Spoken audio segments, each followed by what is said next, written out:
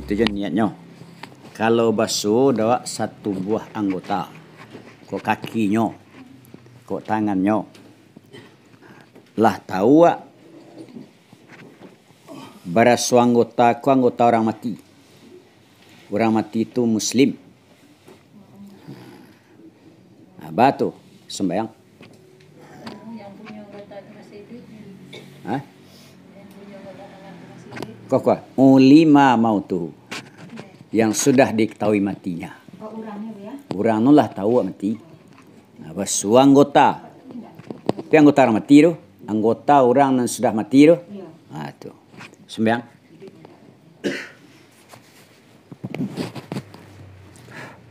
Bagasinya tidak didapatkan secara utuh badan itu ya. Ya. Temukannya. Cik sen, kok tangan saja, kok kaki saja. Ini orang mutilasi itu kan berbeda ya. Ini kayak dulu. Potong-potongnya orangnya. Ini mesti hidup. Rumahnya potongnya. Cempaknya sama sembarangan. Oh, dah lihat dah. Cempaknya. Iya kan ada banyak kejadian di Jakarta. Oh, dah lihat dah.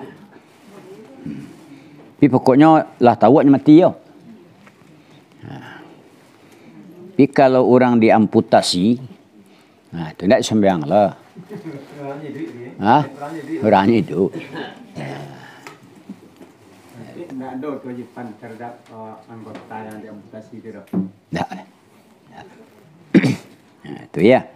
Sekiranya diperoleh anggota orang Muslim, jalih doa orang Muslim, yang sudah diketahui akan matinya Muslim, bagaimana? Sembahyanglah dia orang di atas anggota. Sembahyang itu sesudah memandikannya anggota dan sesudah membungkusnya anggota dengan kain. Sembahyang itu dengan niat salat di atas jumlah mayat. Sembahyang aku atas anggota ini, ya, betul dah? Halal mayit, azal mayit. Kama salatis sahabatu radhiyallahu anhum ala yadi Abdurrahman bin Atab. Sebagaimana telah menyembayangkan sahabat radhiyallahu anhum di atas tangan Abdurrahman bin Atab.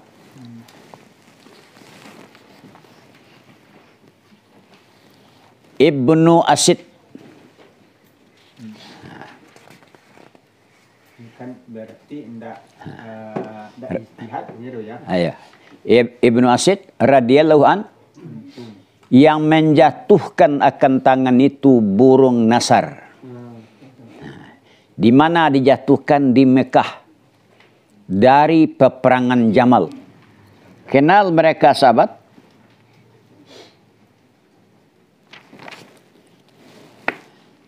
Bahwa sesungguhnya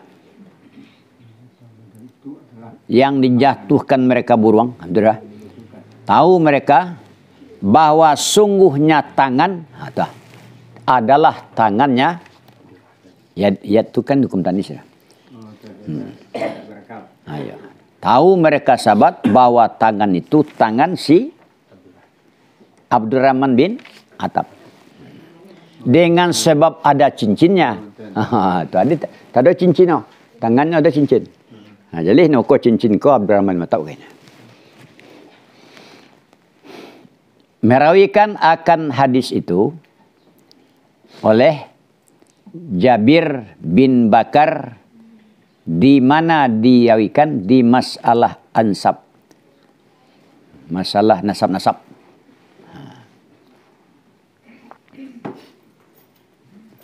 Dan menyebutkan akan masalah itu, merawikan akan masalah itu Jabir bin Bakar dalam kitab Ansab.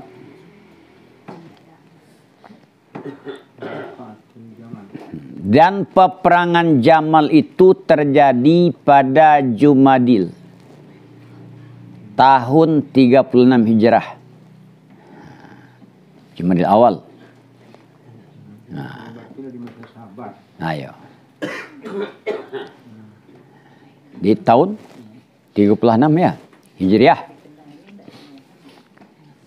Jikalau tidak diketahui mati orang yang mempunyai anggota ini, tidaklah disembayangkan di atas anggota, tetapi ditanamkan saja sebagaimana yang pertama.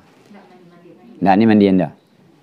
Ini jikalau tidak diketahui mati orang yang punya anggota, tidak disembayangkan atasnya, tapi ditanamkan sebagaimana yang pertama. Yang pertama kan tanamkan, tambah sembayang cek. Kalau ceko diketahui matinya, dikapani dulu, dimandikan. Ayo. Kalau siko ditanamkan saja, semua yang bertemu. Temu siko kan ditanamkan, tapi tambah disembayangkan, dimandikan, ditanamkan. Aku ditanamkan saja.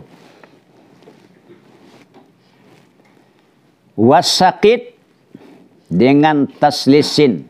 Boleh baca sakit, boleh baca sukit, boleh baca sikit. Jika memekik dia anak yang belum sampai bulan. Si sakit jika memekik dia, artinya memekik dia dan menangis dia atau menangis dia, kemudian mati dia, sama dengan orang besar. Ya enggak? Anak alun 6 bulan dalam kandungan lai. Lai nyo, tapi nyo menangis, nyo memakia, ada tanda-tanda hidup. Ketika nyo keluar, ada tanda-tanda hidup. Asamu orang besar. Dimandikan, dikapani, disembayangkan. Saya lihat dalam wasakit. Siapa sakit? Ianya sakit pada logat diambilkan dari sukut.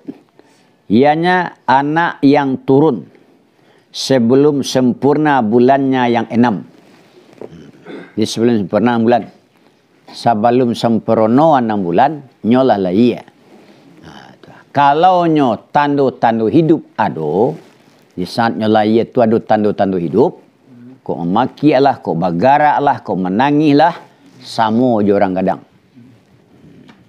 Tapi kalau tidak, anak yang lahir sebelum 6 bulan pengkan kayo, tidak ada tanda hidup, tidak memaki, tidak menangis, tidak bagarak, pokoknya tanda hidup. Itu tidak sembahyangkan. Itu kewajibannya menanam panjang. Ayo, aku. Wa illa, jadi sama dengan orang besar, maka disembayangkan di atas si sakit karena yakin hidupnya dan karena yakin matinya sesudahi, dan dimandikan dan dikapani. Kok keliru je setengah orang kok? Ya enggak? Keliru kok setengah orang. Dan jika tidak memekik dia, artinya jika tidak memekik atau tidak menangis, saya lihat dulu. Dikalau maka jika zahir tanda-tanda hidup seperti bernapas atau bergerak, disembayangkan sulliya alaih, disembayangkan di atas sakit pada azhar. Hah? Tidak, mandi kan yo, sembahyang tu mandi dulu. Kau sembahyang mandi dulu. Jadi itu bedaannya dia. Kalau ada anak nalaya sebelum 6 bulan kandungannya, kalau nyo menangis, kalau nyo memakia, sama je orang kadang. Kalau ndak makiaknya dah, indak pulonyo apa? Menangis. Saya lihat dulu. Kalau bagaraknya atau bernapasnya, kan ada tanda hidup tu, tetap menurut pendapat Azhar. Dikata orang tak fil Azhar dah qat'an. Tak ada khilaf. Karena Azhar hidupnya sakit dengan tanda. Ya dah. Nyo kurang 6 bulan, tapi ada tanda-tanda hidup, tetap dimandikan, dikapani dan disembayangkan. Wa illam tazhar amaratul hayah, dan jika tidak jelas, tidak zahir tanda hidup dan tidak sampai 4 bulan. Ya dah. Nyolah iya. Tanda hidup tak ada. Jika tidak zahir tanda hidup dan belum sampai akan 4 bulan. 4 bulan itulah batas tiup ruh. Ya. Papihi padanya. Ianya 4 bulan itulah tiup ruh. Ditiupkan ruh. Bagaimana itu? Lam yusalla alaih. Tidak disembayangkan di atasnya sakit. Karena tidak mungkin hidupnya. Ini kurang 4 bulan tu. Ya dah. Kurang 4 bulan. Nyo masuk ditiup ruh 4 bulan. Kini nyo lai kurang 4 bulan. Kan alun masuk tiup ruh lido. Tidak disembayangkan dah. Tanam sen. Dia kan dianggap anak je tu ya. Hah? Kau anak je tu. Nah maksudnya kan ada bahasanya nantinya mencari ilmunya di akhirat. Cari Kalau ndak ditiup ruh lah tu ndak. Ndak. kalau dah ditiup baru. Baru. Ya. Karena ndak mungkin hidupnya ya. Sedemikian jika sampai dia akan 4 bulan atau lebih. Apa tu? Tidak disembayangkan di atasnya sakit pada pendapat Azhar. Karena tidak zahir hidupnya. Dilebih sampai bulan, tidak disembayang dah. Tapi kalau lah 6 bulan, itu lagi hidup. Kalau lah 6 bulan, lah iya, biar ada tanda hidup. Biar tidak ada tanda hidup, tetap disembayangkan. Kalau kurang 4 bulan, kalau lebih 4 bulan, juga tidak disembayangkan. Kalau tidak sampai 6 bulan. Kamu tahu, lebih 4 bulan, tapi tidak sampai 6 bulan tu. Tapi kalau lah 6 bulan, baik ada tanda hidup, atau tidak ada tanda hidup, tetap disembayangkan. Kalau kurang 6 bulan, itu baru kalau cukup. Tidak, kalau ada tanda hidup disembayangkan, kalau tidak, tidak. Kamu tahu tak? Kalau sampai 4 bulan gua, dah sampai 4 bulan, baca kau, tidak sembayang yo. Bagus tidak sembayang, karena tidak jalih hidupnya. Kata sani disembayangkan juga. Sani memandang dia sani kepada mungkinnya hayat. Mungkin dipandangnya, bukan zahir. Kalau pendapat Azhar, zahir hidup dipandangnya. Kalau pendapat sani, mungkin hidup. Faham? Alam, mungkin do. Kalau mungkin dalam tiurah do ini. Wala yughsalu fil ula. Tidaklah dimandikan pada yang pertama nang kurang 4 bulan, dan dimandikan pada yang kedua yang 4 bulan. Qat'an. Dia. Bangko dimandikan you sembahyang tidak? Akunya. Wal farqu bainas salati wal ghasli. Perbedaan antara sembahyang dan mandi, bahwa sungguh mandi itu lebih lapang. Lebih lapang ke jino. Sebab itu, maka karena sesungguhnya si zimi dimandikan dengan tidak sembahyang, akan lapang mandi. Kalau sembahyang sampai ke orang mukmin saja. Paham? Dan hukum mengapani adalah hukum memandikan. Kalau orang nak mengatakan dimandikan, dikapaninya. Kalau orang mengatakan tidak dimandikan, tidak dikapani. Kedua pendapat. Paham? Wala yughsalu syahidu wala yusalla alaihi ay la yajuzu zalika. Tidaklah dimandikan orang mati syahid dan tidak disembayangkan di atas orang mati syahid. Siapa mati syahid? Syahid kau berapa macam? Syahid dunia wal akhirat. Syahid akhirat. Syahid dunia. Kalau syahid akhirat, orang teraniaya.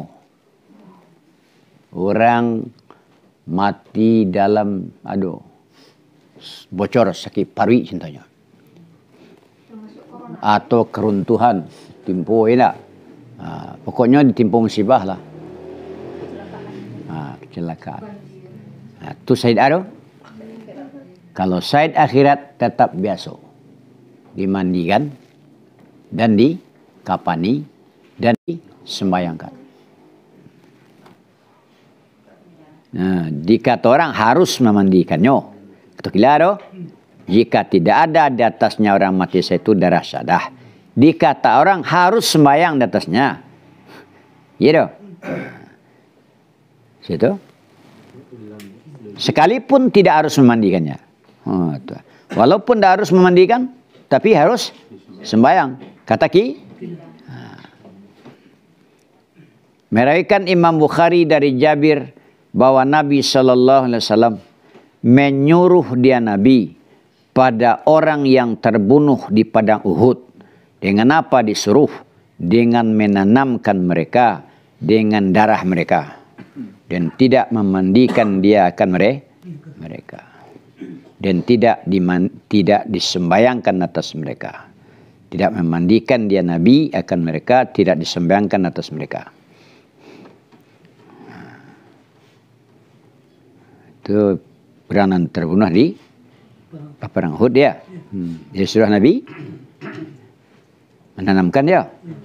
Bahasa tujuh darah-darah mereka dan hilang-hilangan darahnya. Dan tidak memandikan Nabi akan mereka dan tidak pula sembahyang Nabi atas mereka. Dan pada satu lafaz bagi Imam Bukhari kunyah. Walam yughsalu walam yusalla alaihim. Tidak dimandikan mereka dan tidak disembayangkan atas mereka. Dengan patah lam. Yusal salla. Ini bunyi hul ya. Hikmah pada demikian, bangkau tidak sembayangkan, bangkau tidak mandikan, hikmahnya, hikmah pada demikian mengekalkan bekas syahadah di atas mereka. Nak kakak baki syahid itu, darah ya. Dan membesarkan bagi mereka dengan sebab apa dibesarkan? Dengan sebab terkaya mereka dari doa kaum. Kalau sama mai kamu dua orang, tidak perlu doa tu. Laku bisa suruh yo. Hendak, laku bisa suruh yo. Kada lain. Nah, itu menama membesarkan. Paham? Dengan apa dibesarkan?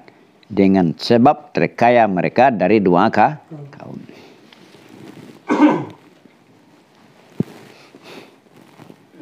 Kalau itu alasannya ya. Nabi Allahumma shalli ala sayyidina Muhammad kan Nabi kan. Betul. Sana kan Nabi kalau terkaya itu syariat untuk awak. Itu syariat untuk awak. Mana mereka awak. Ayo untuk awak dan Nabi. Jadi kalau untuk Nabi ya. Betul. Nabi dah bisa seru je, orang selawat je. Inilah. Itu tugas awak. Wahwa artinya syahid. Dan hianya orang mati syahid adalah orang yang tidak dimandikan dan tidak disembayang atasnya adalah orang syahid ya. Man mata, orang yang mati dia orang di dalam memerangi orang kafir dengan sebabnya kafir, dengan sebab perang. Contoh seperti bahwa membunuh akan orang itu salah satu mereka atau sampai akan orang senjata orang muslim hal gran tersalah tembak no kawan kemudian kafir tak tembaknya awak tu saya tu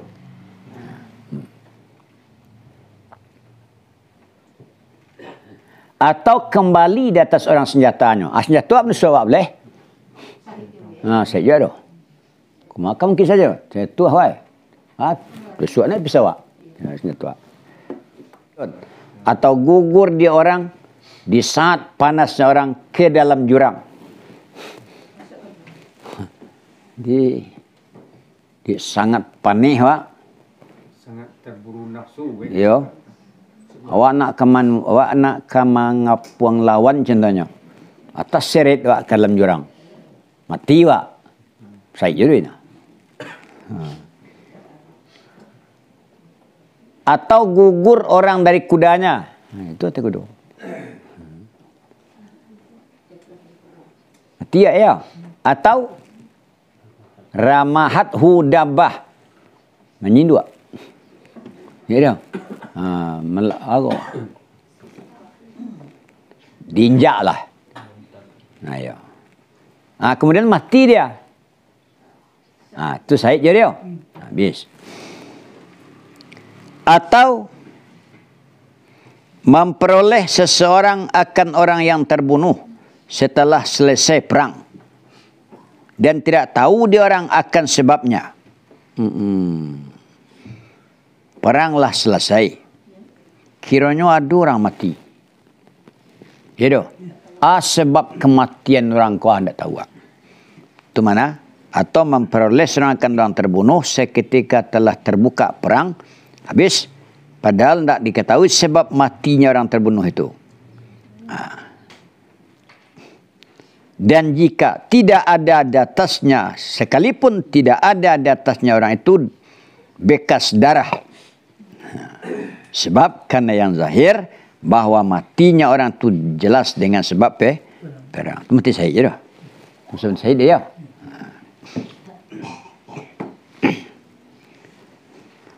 Fa in mata ba'dan qidaihi, maka jika mati seseorang sesudah selesai perang dan pada orang itu ada hidup yang masih tetap masih sadar. Awak cakap luka di medan, awak cakap peranglah selesai, awak luka, dibawa pulang, masih sadar awak. Itu mana? Dan padanya orang itu hidup yang mustaqir. Dengan sebab apa mati itu? Dengan sebab luka dalam peperangan. Gitu. Luka dalam peperangan itu sebab mati. Yang diyakini dengan matinya orang dengan sebab luka. Itu baru. Termasuk Syahid. Syahid.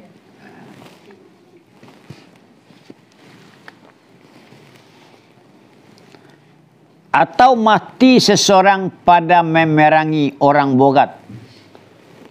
Orang bogat ko orang nan menantang pemerintahan yang sah. Pemberontak. Pemerintahan yang sah, dia tentangnya. Bukan karena, komunis misalnya. Kini kah contohnya? Presiden di Indonesia ko lah sah contohnya. Lah diangkat secara sah. Dan kemudian diangkat itu kemenangan itu secara jujur. Bila diangkat secara sah, melawan nak kelenyok. Ada satu kelompok yang melawan. Itu namanya bogat. Jadi bama memeranginya. Atau mati seseorang pada memerangi orang bogat. Maka tidak Syahid pada kata azhar. Dan mukabil azhar menyerupakan dia akan yang pertama dengan orang mati dalam peperangan. Dan menyerupakan dia akan kedua dengan orang yang mati pada memerangi orang kafir. Cukup. Mukabil azhar, mukabil azhar diserupakan yang pertama dengan orang yang mati dalam peperangan. Dan diserupakan yang kedua dengan orang mati dalam memerangi orang kafir. Walaupun sudah habis peperangan, matinya sudah habis peperangan, namun tetap disamakan memerangi orang memerangi orang bogat itu disamakan memerangi orang kafir. Walaupun habis peperangan matinya, namun memerangi orang bogat cukup. Habis peperangan. Namun diserupakan jojo memerangi orang kafir. Walau istashhada junubun, dan jikalau mati syahid orang junub, kiranya lontar lakinya mandi pagi li parang tibo. Ya dah. Langsungnya pai parang mati lagi senan. Maka pendapat yang asah bahwa orang junub tadi tidak dimandikan seperti lainnya orang junub. Tak mandikan. Bang nak mandikan? Tak tugas awak. Ya dah. Junubnya tu tak tugas awak. Ke mandikan? Pendapat yang kedua dimandikan. Karena syahid itu, syahadah itu hanya sungguh memberi bekas dia pada mandi. Yang wajib mandi itu dengan sebab mati. Dan ini mandi, ada dia mandi wajib sebelumnya mati. Sebelumnya mati kan wajib mandi. Faham? Berkata kami. Dan gugurlah mandi darinya orang. Satu barang yang akan datang. Dan dua wajah sepakat keduanya di atas bahwa orang junub yang mati syahid itu tidak disembayangkan atasnya. Sepakat ya. Dan sebenarnya pendapat yang asah bahwa orang mati syahid dihilangkan najisnya selain darah. Artinya selain darah sadah. Dengan bawa dimasuh, dimandikan dia, dibasuh najis. Pendapat yang kedua tidak dihilangkan najis karena menutup bagi pintu mandi sekali tidak boleh mandian. Darinya karena menutup bagi pintu mandi darinya orang mati syahid. Wa ibaratul muharar sebenarnya ibarat muharar konyo. Wal asahu annal junuba izas tushhida atau izas tashhada kaghairi. Ibarat muharar sebenarnya pendapat yang asah bahwa orang junub apabila mati syahid dia adalah sama dengan lain orang junub. Dan bawa najis yang sampai najis akan orang mati syahid tidak dengan sabab sadah, ba'alah najis dihilangkan.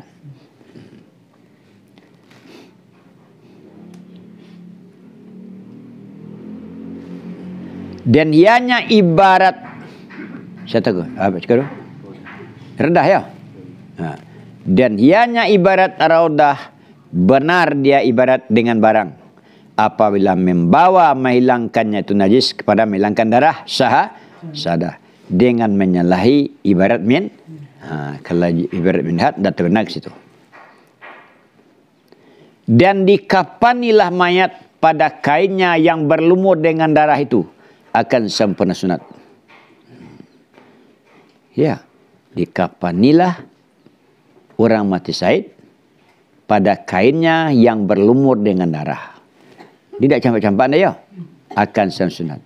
Maka jika tidak ada kainnya itu sabiran, cukuplah cerewak tu. Tak sampai nutup. Tummima disempurnakan. Ayo. Dan jika mengendaki waris akan menanggalkan barang yang di atasnya mayat dari kain dan mengapaninya itu mayat pada lain kain dan di bawahnya parang pada lain berdarah boleh. Boleh ya.